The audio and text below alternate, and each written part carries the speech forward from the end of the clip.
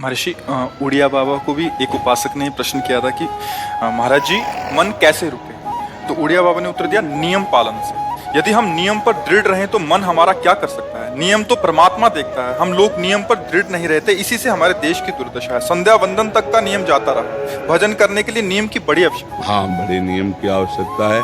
तो जैसे प्रातः काल से सायंकाल तक की हर व्यक्ति की अपनी एक दिनचर्या होनी चाहिए।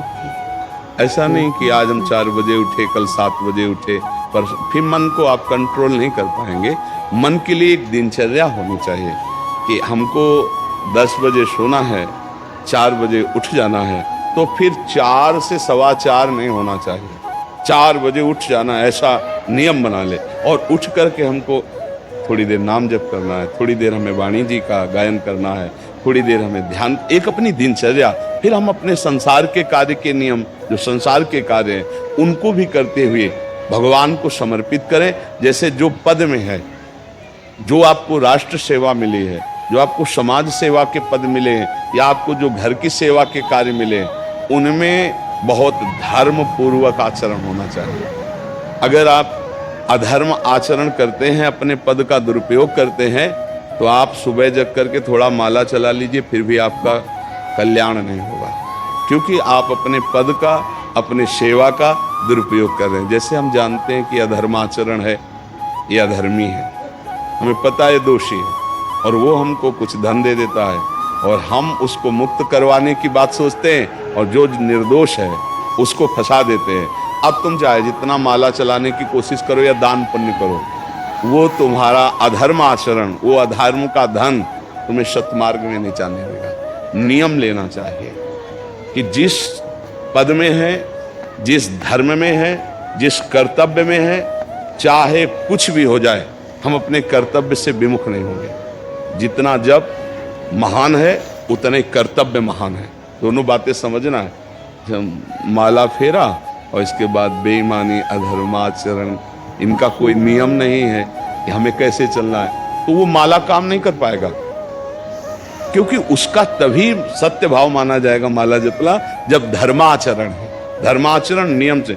बोले वो बड़े कट्टर नियम वाले हैं, उनको घूस नहीं, आप उनको भयभीत करके नहीं काम करवा सकते, प्रलोभन में काम नहीं करा सकते। ये हमारी गृहस्थी है ना, तो गृहस्थी के पालन के लिए धन चाहिए, और धन के लिए हम धर्म को आगे रखें, धन को नहीं। धर्म को, हमारा कर्तव्य क्या, प्रायः जैसे पूज्य बाबा ने कहा, आज हमारे देश में बहुत दुर्दशा हो रही है। दुर्दशा हो रही, क्यों? क्योंकि सब अपनी जगह से गलत हो रहे हैं। अगर अपनी जगह हम ठीक रहे तो हमारी दुर्दशा नहीं होगी, हमारा भजन कम होगा, लेकिन हम धर्म से चल रहे हैं तो हम विजयी होंगे। हम भगवान को प्रसन्न कर सकते हैं, क्योंकि हमें जो कार्य मिला है वो भगवान का ही कार्य, सृष्टि भगवान का कार्य। जैसे नए बच्चे कुछ वकालत पढ़ रहे थे, तो यहाँ आके प्रश्न किया था कि हम जानते हैं कि वो दोषी नहीं है, हम जानते हैं कि वो दोषी है, पर दोषी हमें पैसा दे रहा है, तो हम वकालत पढ़ी इसीलिए, हम उसको जिताएंगे, तो क्या कोई पाप है? तो उनका खुला पाप है। बोले नहीं, हमारी कोई ऐसा कंपनी दो, ऐसा कुछ बोले कि हमारी कंपनी को ये सिखाया जाता है, तो हमको तो ये करना ही होगा, अगर नहीं करेंगे तो हमारी वकालत का मतलब क्या रहा? तो नहीं, वकालत का मतलब अधर्मी को मुक्त करवाना नहीं है, वकालत का मतलब अधर्मी के सबूत एकत्रित करके उसको दंड दिलवाना है, और धर्मात्मा को मुक्त करवाना है। अब इसके लिए आपके पास अर्थव्यवस्था अगर कमजोर भी है, तो धर्म व्यवस्था आपकी पूरी है। धर्म व्यवस्था ठीक है तो परिवार स्वस्थ रहेगा, सुखी रहेगा, भगवान आप पर प्रसन्न रहेंगे। अच्छा, फिर हमने तर्क रखा कि जैसे आपकी बहन के साथ कोई गलत व्यवहार करे, आपको पता है, और वो आपको 10 लाख रुपया घूस दे, तो क्या आप उसका पक्ष लेंगे? नहीं, तो फिर दूसरी बहन के साथ भी। अब यहां विचार करना है ना, अपने भाई का अगर कत्ल किए हो, मुझे पता हो कि ये दोषी है, तो क्या हम पैसे से उसको मुक्त करने देंगे? लगेगा कि जान की बाजी लगा देंगे, और तुम्हें हम ऐसे ही एक गरीब आदमी की किसी ने हत्या की, तो आपका पक्ष बनता है। पर ये ज्ञान कहाँ मिलेगा? बिना अध्यात्म के ज्ञान तो मिलेगा नहीं। ज्ञान तो इस बात का मिला कि कैसे पैसा कमाया जाए। अच्छा, वो पैसा यदि अधर्म से आया है तो आपकी दुर्दशा कर देगा, आपकी बुद्धि भ्रष्ट कर देगा। तो जो बाबा कह रहे हैं कि आज हमारे समाज की बड़ी दुर्दशा हो रही, उसका कारण यही है कि हमें अध्यात्म का ज्ञान नहीं, हमें धर्म का ज्ञान नहीं, और बड़ी बड़ी गलतियां हो जाती है। बिल्कुल पता है आदमी निर्दोष है और हम धन के प्रभाव से उसको दंड दे देते हैं। वो दंडा भगवान जब आपको पलट कर देंगे तो आप सह नहीं पाओगे, उसका परिणाम बहुत बुरा होता है। तो इसलिए समाज को चाहिए अपने अपने कर्तव्य का पालन करते हुए एक नियमावली बना ले। जैसे कुछ दुकानों का नियम होता है कि वहाँ फिक्स रेट होता है, नहीं होता? वहाँ ये नहीं चलेगा कि कसम से कहते हैं कि तुम्हें हम अपना जान करके कि 100 रुपया मीटर ये मिला है, हम बिल्कुल मुनाफा नहीं ले रहे। नहीं, झूठ क्यों बोल रहे हो? दुकान खोले हो मुनाफा के लिए, झूठ क्यों बोल रहे हो? नहीं लेंगे मुनाफा, हम जितने का लाए हैं उससे मुनाफा लेंगे, पर 120 रुपया मीटर देंगे। कपड़ा बढ़िया है, नाप फिट है, इससे नीचे नहीं उतरेंगे, हमें सफाई देने की जरूरत नहीं है कि हम कसम खाते हैं या ऐसा। जानते हो ये बिजली है, दुकान है, नौकर लगे हैं, तो इसका मुनाफा लेने के लिए दुकान खोलें, कोई दान करने के लिए तो नहीं। तो सबको पता है मुनाफा लेगा, लेकिन एक फिक्स दाम, उससे 10-20 रुपया का मुनाफा लेकर के हम उसको बेच रहे हैं। लेकिन झूठ क्यों बोले?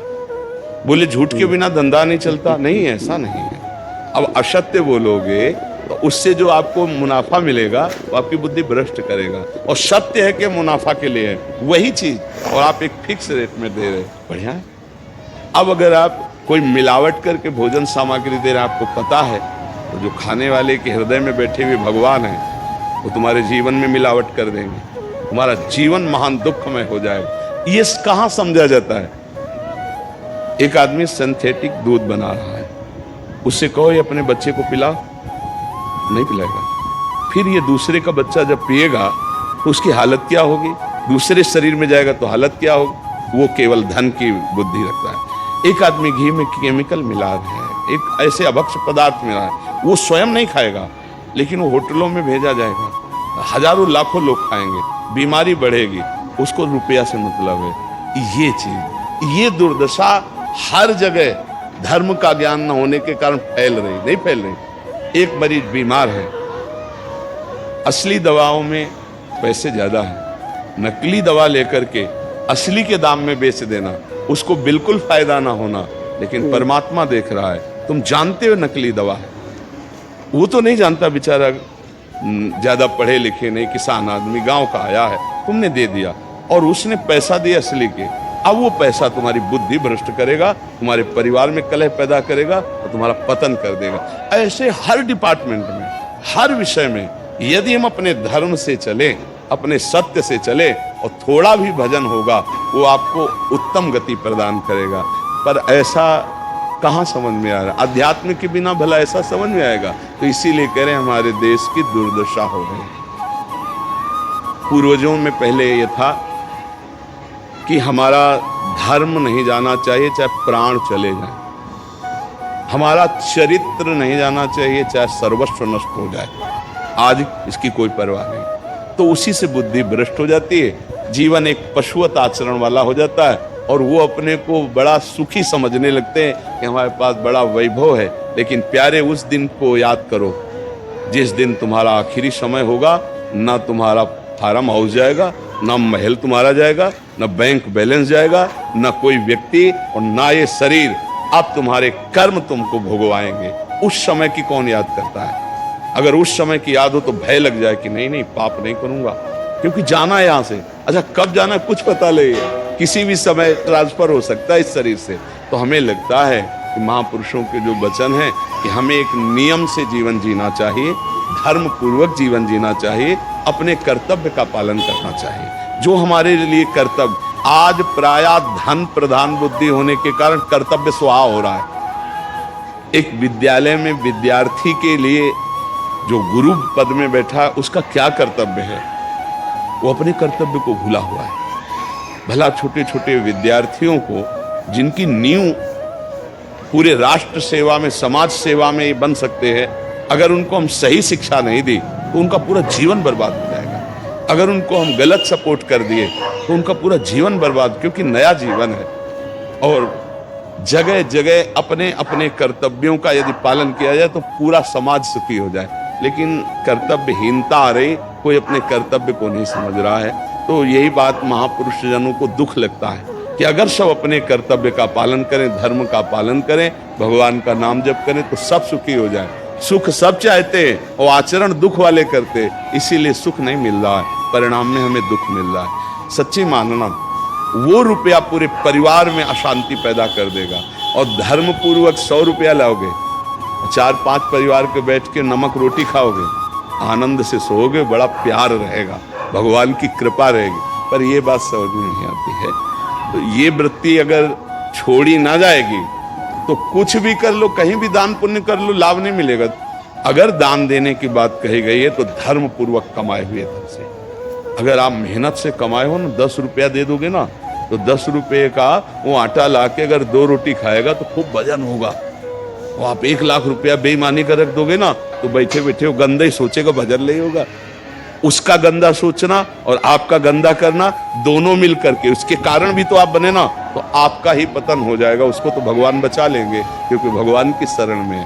तो मुझे लगता है अधर्म के धन से कभी किसी को लाभ नहीं मिलता। तो अपने कर्तव्य का पालन करते हुए यदि नाम जप किया जाए तो बहुत जल्दी हमको लाभ प्राप्त हो जाए। बहुत सुंदर मतलब ये चर्चा होती है, अगर आप लोग इसको धारण कर लें तो निहाल हो जाएंगे। सच्ची कह रहे, ये जो बातें हैं ये बहुत सुंदर जीवन को पुष्ट करने वाली हैं, पर आप धारण कर लें तो बात है।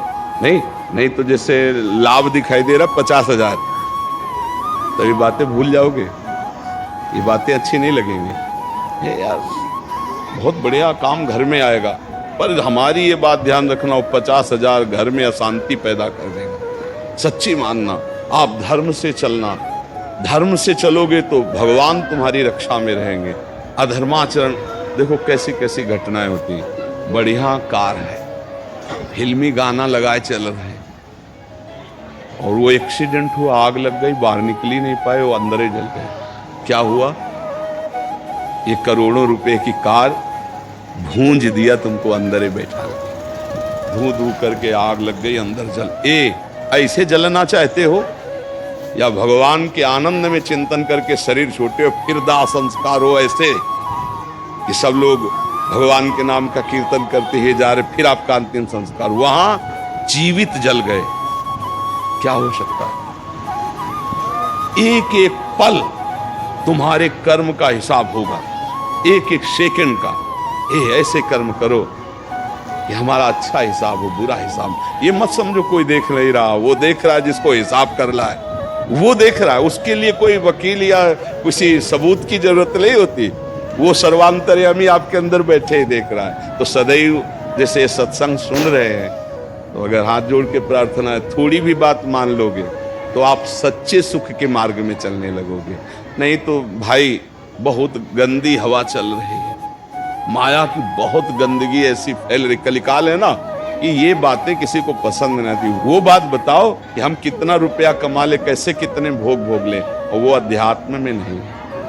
आपको सच धोखे में मत रहना। अध्यात्म में है, जितना आप धर्म से चलोगे उतना सुखी होगे, और लोक में है जितना धन मिल जाएगा उतना सुखी माना जाएगा। लेकिन वो सुख नहीं है, वो चंद मिनट के लिए हाइलोजन की तरह जलेगा, फ्यूज हो जाएगा। और धर्मात्मा दीपक की तरह जलेगा, पर बहुत काल तक चलता रहेगा। इन बातों का चिंतन कीजिए, खूब नाम जप कीजिए और भगवान के भरोसे रहिए, गंदे आचरण में।